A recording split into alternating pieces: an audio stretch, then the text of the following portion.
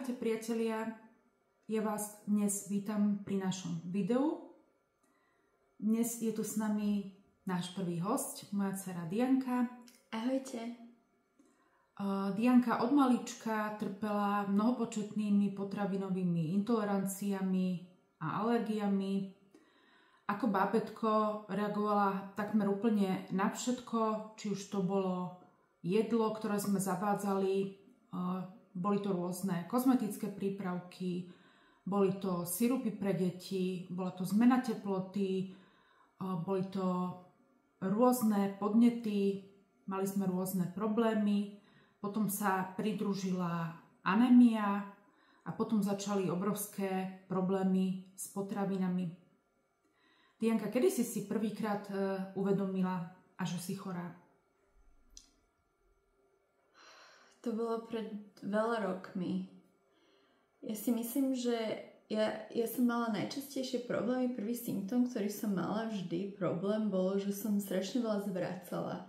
Od malička si pamätám, že som stále zvracala, ale keďže to som začala od malička ako bábätko až vlastne do tých skorších tínedžerských rokov, tak to som nikdy nebrala ako taký symptóm. Keď som si začala uvedomovať, že skutočne som chorá, to bolo skôr, keď som začala mať strašné problémy s únavou ako dieťa. A začala som si všímať, že v podstate moji rovesníci, ktorí boli, mali 10-11 rokov, boli strašne energetickí, ja som taká nebola, ja som bola stále unavená, stále ma niečo bolelo, stále som bola chorá. Čiže asi skôr tá únava bola pre mňa taká, že mi to otvorilo oči, že aha, že asi je niečo inak u mne. My sme si to v podstate ako rodičia uvedomili, keď Dianka mala 1 mesiac, dostala hnačku a tú hnačku mala dlhodobo, nevideli sme, čo mohlo byť príčinou. A ďalším takým symptómom bolo, že Dianka mala strašne vysoké teploty a samozrejme žihlavky, neustále zápaly kože. Tie zápaly kože boli hrozné, museli sme ju ako bábätko kúpať v špeciálnych roztokoch, lebo doslova do písmena sa jej tá koža rozpadala. Ako si so svojimi zdravotnými problémami zvládala školu? To bolo veľmi ťažké, lebo ja som sa necítila sama v sebe dobre a stále som bola chorá. Pamätám si, že som mala veľmi, veľmi slabú imunitu. To znamená, že všetko, čo okolo mňa išlo a školy sú preto, ako sa po anglicky povie, breeding ground, ako by si to preložila. Takým v podstate takým základom. Áno, že kde proste všetky tie vírusy a ochorenia stále kolujú. Takže na mne sa všetko chytalo, ja som stále bola chorá, potom som mala pocit, že všetko zameškávam a že to neviem dohnať a že je toho na mňa veľa. Neverili mi ani spolužiaci, ani učitelia mi neverili, že ako môže byť také malé dieťa také choré, prečo nechodím do školy, bolo ohľadne toho veľa problémov a nebolo to len o tom, že som stále bola chorá, ale takisto aj taký zo dňa na deň život. Bola som unavená, mala som bolesti brucha, mala som všelijaké iné symptómy, takže to bolo pre mňa dosť challenging. Výzvou. Bolo to pre mňa teda dosť taký čas výziev. Tak, ja si zasa pamätám, čo bolo také nezvyčajné, keď si mala 7 rokov, tak ťa seklo. To mi bolo takým signálom, my sme išli vtedy k doktorke a ja som sa aj pýtala, či je v poriadku, aby 7-ročné dieťa seklo vlastne v oblasti krku. Doktorka sa ma snažila presvedčiť, že áno, ale v poriadku to nebolo. A potom, čo si pamätám, okrem toho zvracania, boli napríklad bolesti kĺbov, lebo si mala hrozné bolesti kĺbov. Áno, pamätám si, že hlavne koleno, práve koleno ma strašne bolelo a niekedy som sa kvôli tomu nevedela postaviť z postele, lebo som mala problém ohýnať to koleno a takisto som mala bolesti chrbta. A pánvové kĺby. To si pamätám, že veľakrát si nevedela sa ráno posadiť na posteli a nevedela si ísť do školy kvôli tomu. Diagnostikovali ti histaminovú intoleranciu. Tá dieta pri tej histaminovej intolerancii je naozaj veľmi prísna. Je tam strašne dlhý zoznam potravín, ktoré treba vylúčiť. Ako si sa vysporiadala s touto dietou? Veľmi ťažko.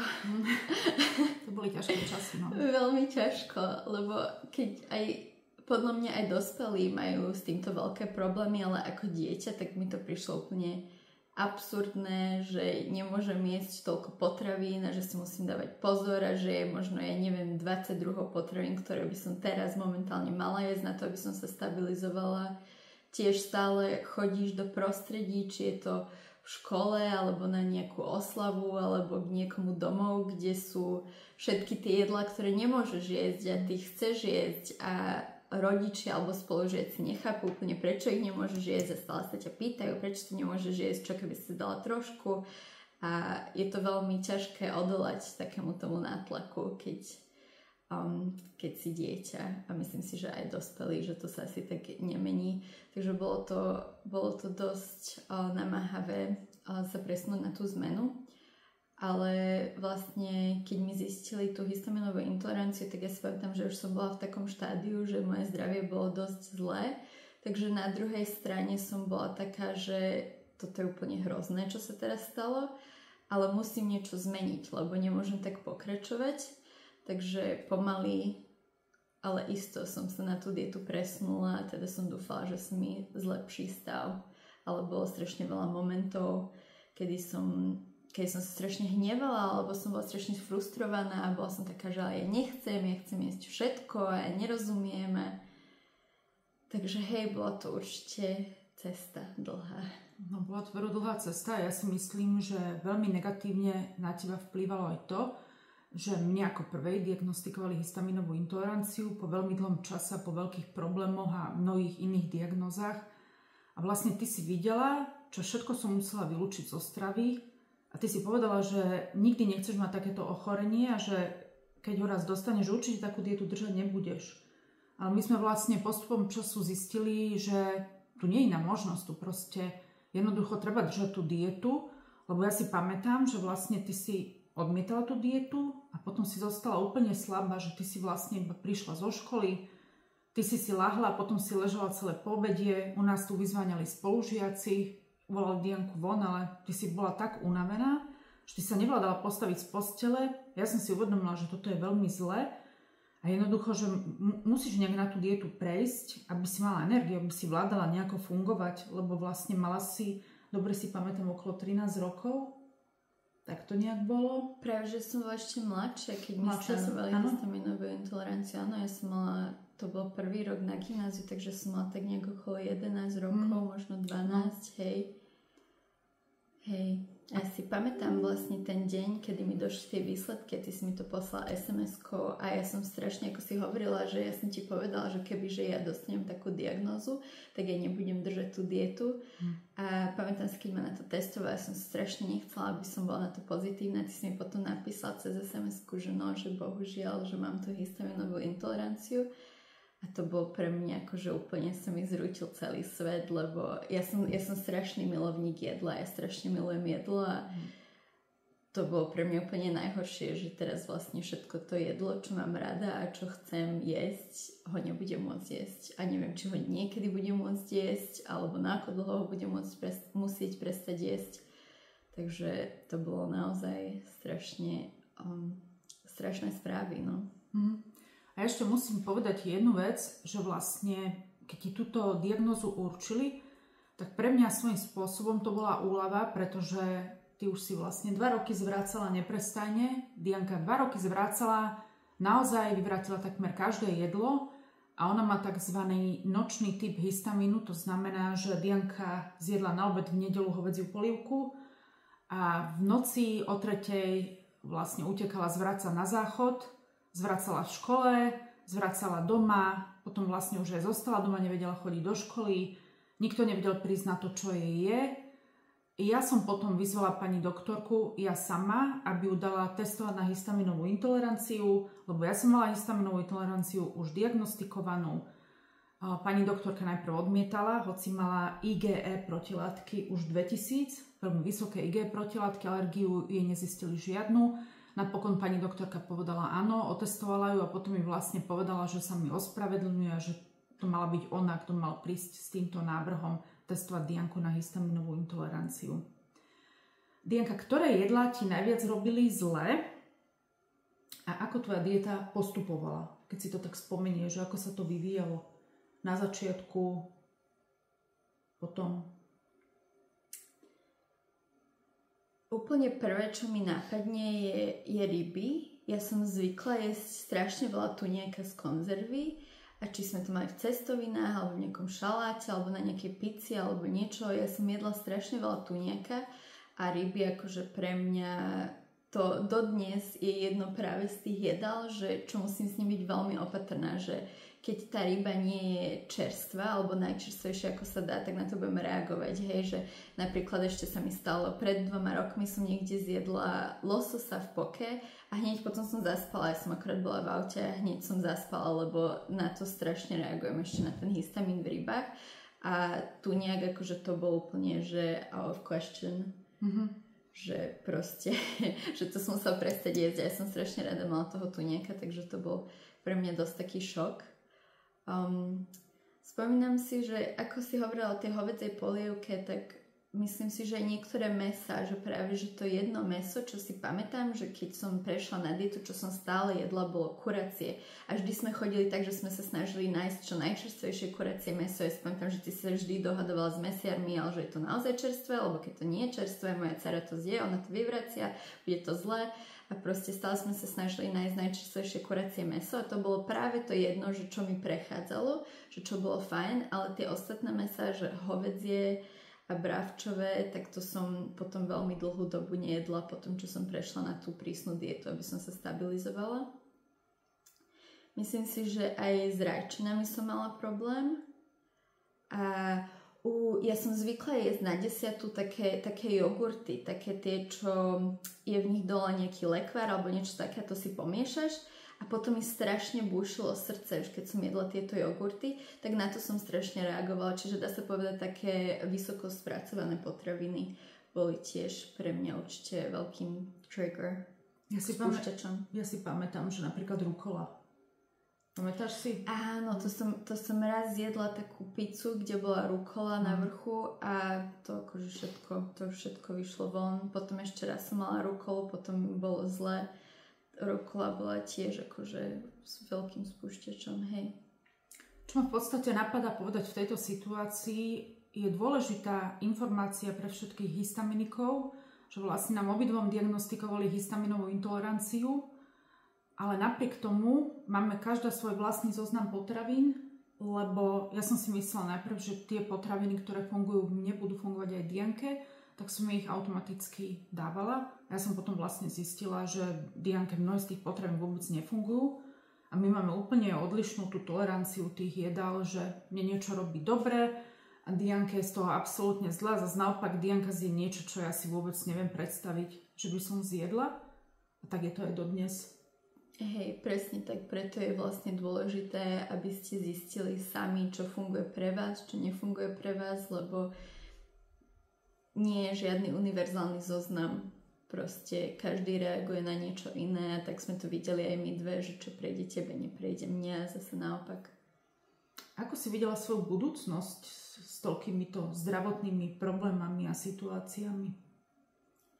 Práve, že celkom smiešne. Ja som, aj keď som mala také problémy, hej, že som nemohla výsť z postela, alebo že som zameškala strašne veľa školy, alebo že som bola strašne unavená a že som bola na veľmi prísnej diete, tak ja som sa nad tým nezamýšľala tak, že toto ma bude držať od niečoho, čo chcem a vždy som myslela na to, že musím nájsť nejaký spôsob a že stále budem môcť mať takú budúcnosť, akú chcem a preto som sa vlastne aj nehánila toho rozhodnutia, že by som vlastne odišla bývať do zahraničia sama. A hej, takže nejak ma to nedržalo naspäť. Aj keď som mala veľmi vážne zdravotné problémy, ale zase musím povedať, že potom, keď som prešla na tú prísnu dietu a bola som na nej zo pár rokov, tak potom postupne už som mohla priradiť aj viacero potravín a potom som sa začala cítiť lepšie, hej, naučila som sa aj fungovať s tým rytmom, ktorý funguje mne. Napríklad po 4 rokoch od diagnózy histaminovej intolerancie som vedela, čo mám jesť na to, aby som bola v pohode a napríklad som vedela, že stačí mi, keď na hodinu si pospím po obede a potom si dám kávu a potom sa zvládam učiť aj do noci a potom zase sa zobudím, idem do školy a fungovala som vlastne takým biorytmom, že som sa naučila, ako existovať a fungovať v rámci akože ako niekoho normálneho človeka, aby som vedela robiť všetko, čo v živote mám a aby som sa s tým vedela nejako vysporiadať. Odišla si do Anglicka, no pre chorého človeka to bolo veľmi odvážne rozhodnutie. Ako sa vyvíjala tvoja zdravotná situácia v Anglicku? No mne to ani tak neprišlo ako také odvážne rozhodnutie v rámci mojej choroby, lebo keď žiješ alebo žijete s chorobou, tak vy si v podstate na ňu zvyknete a sú ťažké dni a sú ľahšie dni, ale vy sa v podstate naučíte nejak chodiť cez tie dni a čo máte robiť, aby vám bolo najlepšie a keď príde zase zlý deň, tak viete, že prišiel, ale aspoň ja som to teda tak brala, že to nemôže zase až tak ovplyvňovať môj život a že musím nájsť nejaké riešenie, aby som vedela existovať. No a moja zdravotná situácia v Anglicku, vlastne ja keď som odchádzala, tak dá sa povedať, že v rámci histaminovej intolerancie som bola celkom stabilizovaná. Už som nemala až také zlé reakcie. Pamätám si, že posledné, na čo som reagovala veľmi zle, boli antibiotika práve, na to som mala veľmi zlú reakciu, ale čo sa týka jedla, tak pokiaľ som jedla to, čo som mala, už som vedela zaradiť aj viacej potravín nových naspäť, tak som bola v pohode. Čiže v podstate tých prvé 3 až 4 roky, čo som bola v Anglicku, tak sa mi celkom dobre darilo. Ani som nemusela vždycky už mať vlastne ten poobedný spánok a naučila som sa celkom fungovať ako teda normálny človek.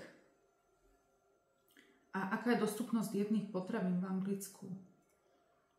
Dostupnosť dietných potravín je veľmi dobrá, lebo v podstate každý jeden veľký supermarket má uličku, ktorá je vlastne sa nazýva free from a to je akože bez, či je to bez lepku, či je to bez mlieka, či je to bez cukru alebo nejakých iných alergénov a tam vlastne si viete za dobré ceny nakúpiť dietné potraviny a taká ulička nie len napríklad v suchých potravinách ako chleby, keksy a také, ale aj v mrazených, je aj v mliečných a studených, takže je veľmi veľa výrobkov, z ktorých si viete vybrať.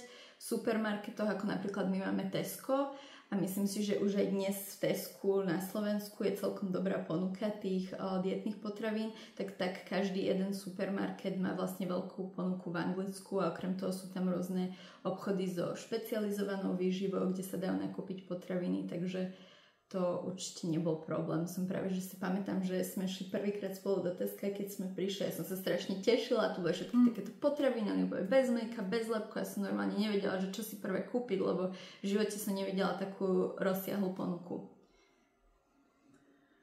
No bohužiaľ, zdravotné problémy sa v Anglicku opäť vrátili. Porozprávaj, Dianka, čo sa vlastne stalo a Čiže ako som vlastne hovorila, tie prvé 3 až 4 roky sa mi darilo veľmi dobre a už som v podstate sa naučila nejak normálne fungovať. Zvládala som chodiť na univerzitu, všetko v pohode som sa učila, aj som si našla nejaké brigády a fungovala som veľmi dobre, ale vlastne pred 2 rokmi ja som akorát bola na Slovensku a ako som sa vrátila zo Slovenska, tak som bola strašne nafúknutá. A prešiel 1 deň, 2 dní, 3 dní, 4 dní, 5 dní, 6 dní, týždeň prešiel a stále som bola nafúknutá. To už mi bolo divné, lebo nikdy sa mi nestalo, že by som bola nafúknutá takú dlhú dobu bez prestávky.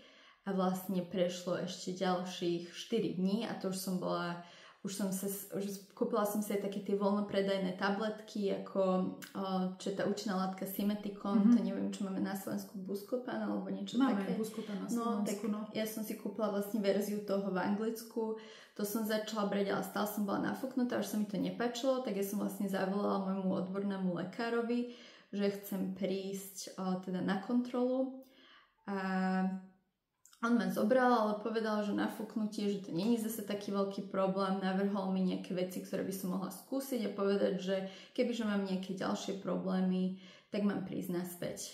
No a vlastne na to sa začalo navalovať strašne veľa nových symptómov.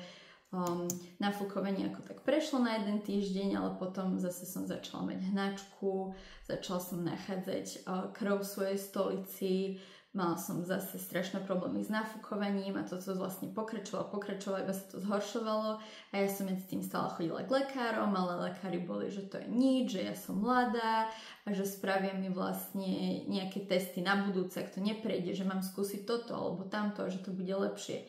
Neprešlo to, tak potom prvý test, čo mi spravili, bol, že mi zmerali calprotectin v stolici, čo vlastne je marker, ktorý monitoruje zápal a vlastne vyšiel mi veľmi vysoký zápal v tej stolici.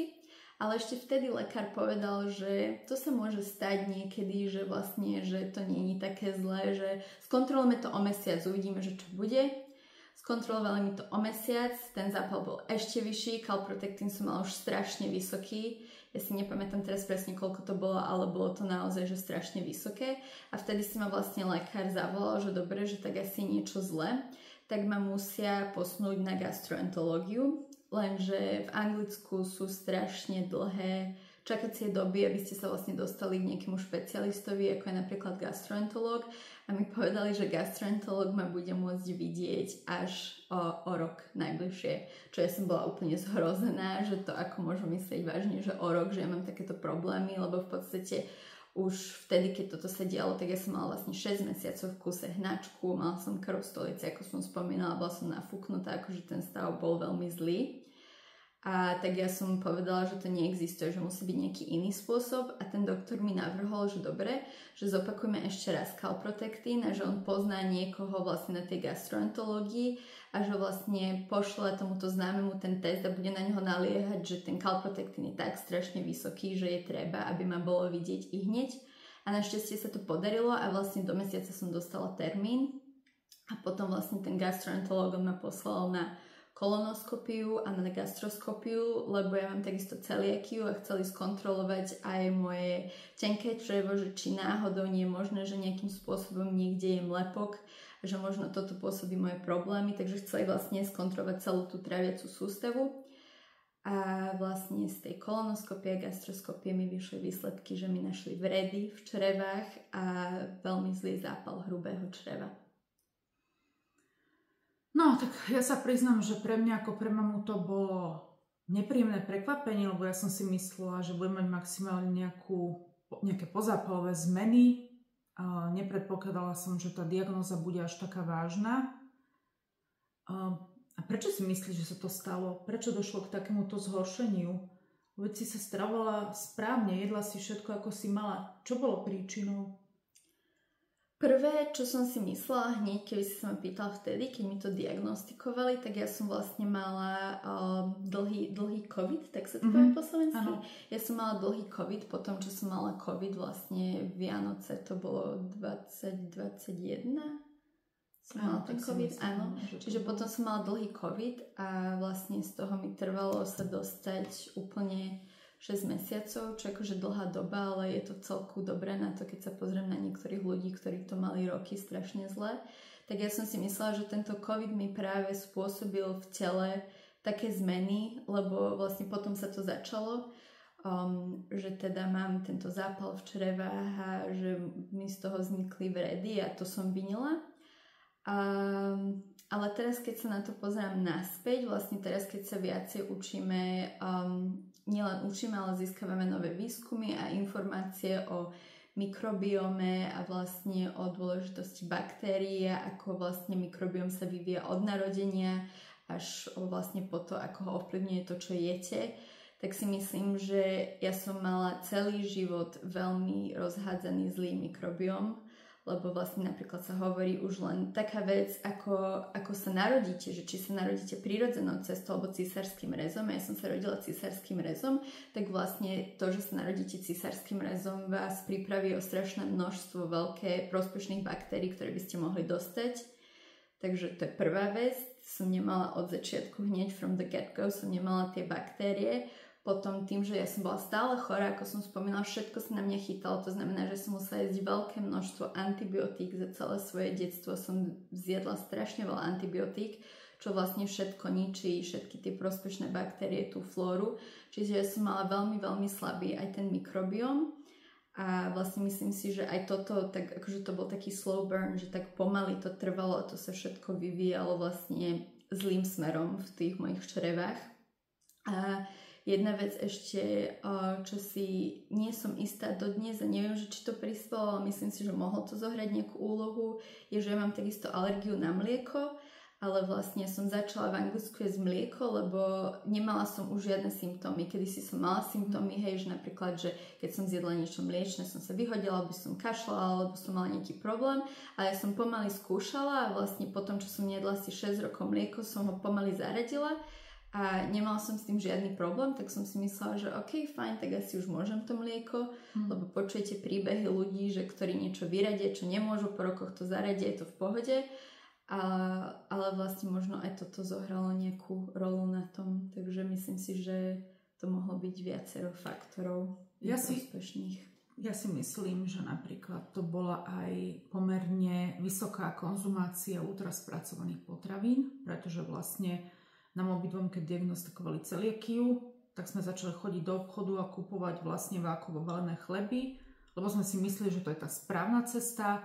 Jedli sme náhradné rôzne výrobky za mliečne potraviny, ktoré takisto obsahujú rôzne škroby, rôzne zahusťovadlá. Vlastne všetky tieto potraviny sme konzumovali v nadmernom množstve, takže vlastne to sa na tom podielalo.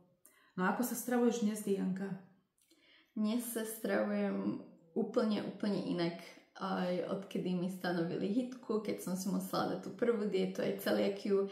Dnes sa práve, čo si hovorila o tých ultraspracovaných potravinách, tak vlastne keď mi diagnostikovali teda ten zápal čreva a tie vredy, tak ešte musím podotknúť, že oni nevedeli zistiť, čo to spôsobilo, preto vlastne my o tom môžeme polemizovať, ale nevieme vlastne dodnes, že prečo sa to stalo, lebo také tie základné príčiny, ktoré sú akože najjasnejšie, ako napríklad sú IBDs, ako sa povedia po slovensky. Zápalové ochorenie hrubého. Áno, zápalové ochorenie hrubého čreva. Tak vlastne som nič také nemala, takže oni na to nevedeli prísť a tým pádom mi nevedeli ani veľmi stanoviť liečbu. Ale ja som vlastne v tej dobe pracovala ako zdravotná novinárka a ja som bola zvyknutá čítať strašne dlhé štúdie a porozumieť im, tak ja som si povedala, tak budem si musieť poradiť sama, lebo nikto iný mi nevie poradiť.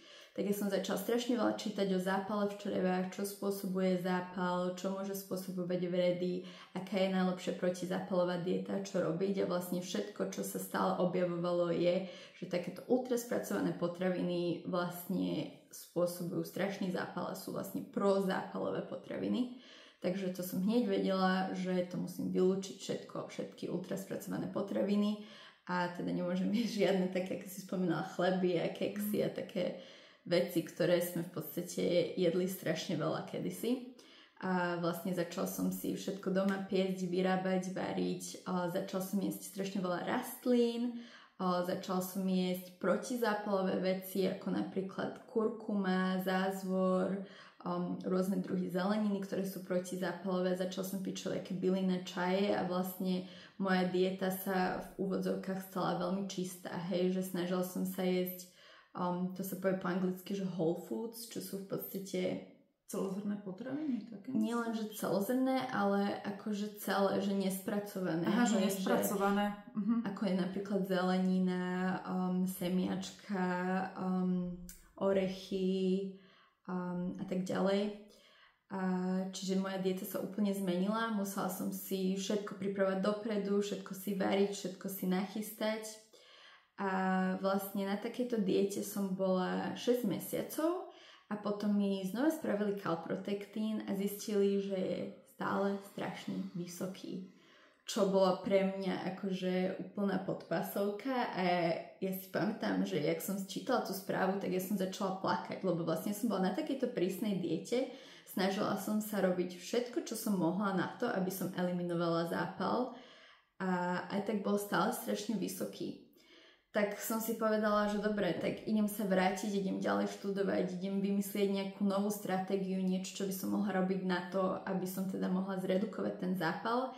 A vtedy som sa začala učiť strašne veľa o tej dôležitosti mikrobiomu a že vlastne ako zdravý mikrobióm vie znižovať zápal a vlastne na to, aby ste si vypestovali dobrý mikrobióm, potrebujete jesť veľa fermentovaných jedál, čo sú napríklad také veci ako kimči, kyslá kapusta, kombuča, kefír, jogurty. A vlastne nestačí, že len jete tieto fermentované veci, ale tie baktérie z nich, oni potrebujú sa niečím krmiť a oni potrebujú jesť práve strašne veľa týchto rastlín, rôznych druhov rastlín. Takže v podstate tú jednu polku už som mala zmaknutú, lebo ja som jedla strašne veľa rôznych druhov rastlín a protizápalových vecí, čiže iba mi chýbali ešte tieto fermentované potraviny. Tak ja si pamätám, že my sme boli na telefóne potom a sme vymysleli akože takúto stratégiu, že teraz sa budem snažiť jesť veľa tých fermentovaných jedál a budem ich teda krmiť tými dobrými rastlinami a uvidíme, že či to niečo spraví. A teda vlastne začala som túto dietu a bola som na nej 5 mesiacov a ten zápal mi zmizol. No, konečne. To bola veľká úleva, keď si mi povedala vlastne do telefónu, že konečne máš normálne výsledky a vlastne, že ten zápal je preč. Dianka, čo by si odkázala všetkým ľuďom, ktorí majú toľko zdravotných problémov a ktorí s nimi dennodenne bojujú? Odkázala by som im, nech sa nevzdávajú a nech nie sú na seba príliš prísni. Lebo niekedy je veľmi jednoduché byť na seba prísny a hovoriť si, že mal by si snažiť viac, alebo že mal by si sa donútiť, aj keď nemáš žiadnu energiu, ale niekedy naozaj treba iba počúvať svoje telo a keď nevládzate tak ako iní ľudia, tak to je v poriadku. Každý sme iný, každý máme iný počet energie, iné veci, ktoré zvládame a keď si potrebujete oddychnúť pre svoje zdravie a potrebujete si, či je to pospať alebo hoci čo iné, ale viete, že to pomôže vášmu zdraviu, tak treba dať to zdravie na prvé miesto a treba ho počúvať a nemusíte sa za to cítiť zle alebo že ste sebeckí alebo že je niečo s vami zvláštne, lebo vaše zdravie, vaše telo je iba jedno, takže musíte sa o neho dobre starať. To je asi taká najhlavnejšia správa, ktorú by som odkázala. Hej. Tak a s týmito peknými slovami a povzbudivými slovami sa s vami dnes aj rozlúčime. Pevne verím, že toto video bude pre vás zaujímavé. Ďakujeme vám za pozornosť a prajeme vám veľa zdravia a veľa síl. Tak, veľa zdravia, veľa síl. Majte sa pekne, vidíme sa pri ďalšom videu.